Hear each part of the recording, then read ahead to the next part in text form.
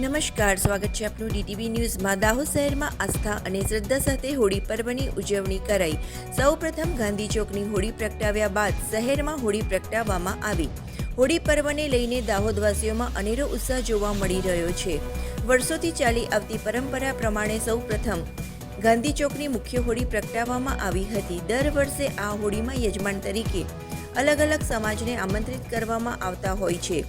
होळीनो प्रक्रिया अंग्रेजोना टाइम थी चाले छे अने एना टाइम में सरकार एनामां पैसा आपती थी मामलतदार ऑफिस मांथी।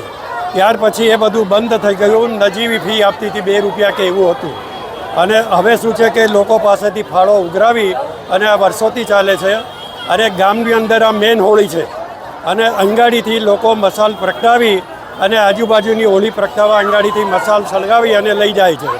रावल समाजना लोग हनुमान बजारवाला ढोल नगारा साथे आवे छे अने त्यार पछी हवे परिस्थिति एवी छे के पहला नगरपालिकाना प्रमुखोने ए लोको करता था।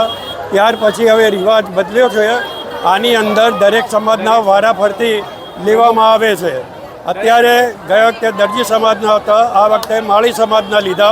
ए रीते दर वर्षे अमुक नक्की करे छे ने ए रीते लेवामां आवे छे अने आ होळीनो मोटामां मोटो तहेवार छे अंगाडी।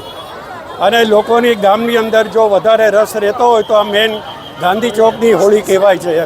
મેન જગ્યા આ છે અને હાર્દ છે શહેરનું। મારું નામ ગિરીશચંદ્ર મગનલાલ પટેલ। આજની હોળીમાં માળી સમાજને યજમાન તરીકે હોળી પ્રગટાવ્યા પછી આજની હોળીમાંથી અગ્નિ લઈ જઈને દાહોદવાસીઓ પોતાના વિસ્તારમાં હોળી પ્રગટાવતા હોય છે। વર્ષો જૂની આ પરંપરા આજે પણ યથાવત છે।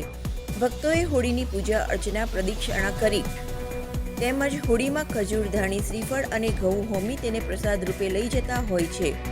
તેમજ નવા જન્મેલા બાળકોને હોળીના દર્શન કરાવીને પ્રદક્ષિણા કરાવતા હોય છે।